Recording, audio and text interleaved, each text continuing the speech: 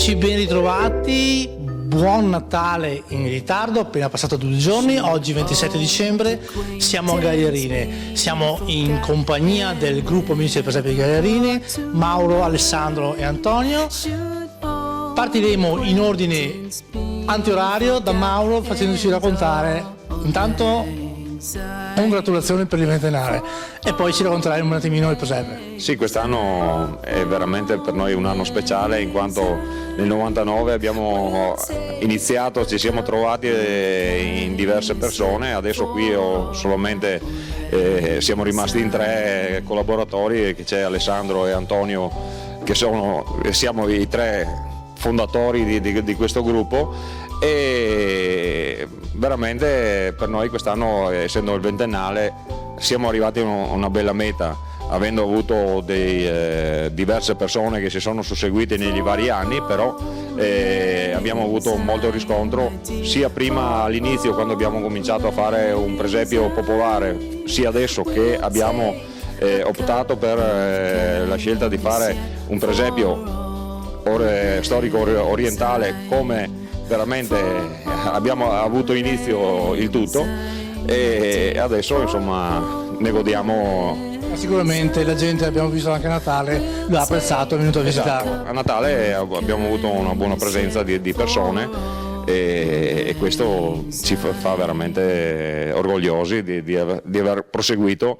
Mauro, grazie. Adesso passiamo la parola ad Antonio che ci dirà gli orari per venire a visitare questo presepe.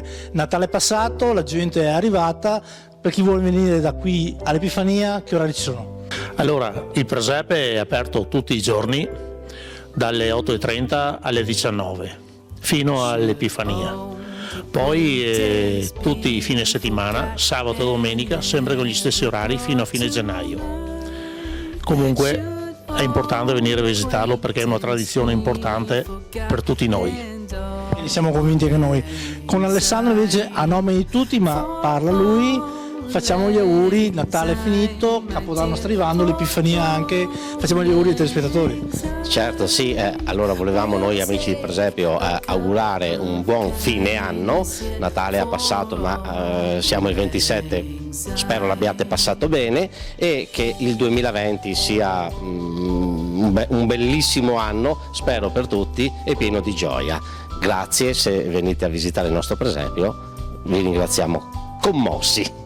Grazie anche da parte mia, le feste stanno continuando, vi auguriamo di trascorrerle nel modo più tranquillo e bello possibile. Noi vi diamo appuntamento invece domani, altro posto, altro presepe, indovinate quale. Auguri! Auguri!